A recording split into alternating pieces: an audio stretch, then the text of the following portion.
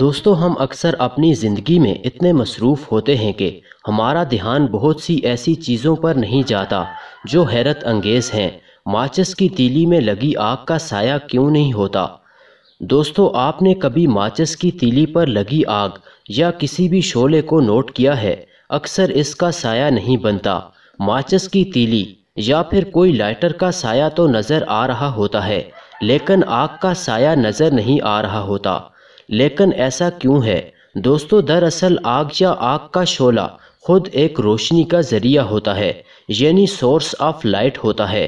جب آگ جلتی ہے تو اس کی روشنی بہت تیز ہوتی ہے اور آس پاس کی روشنی مدھم، اسی وجہ سے آگ کا سایہ دیوار پر بن نہیں پاتا۔ اگر آس پاس کی روشنی آگ سے بھی چمکدار ہو تو آگ کا سایہ بن جائے گا، لیکن نارملی ایسا ہوتا نہیں ہے۔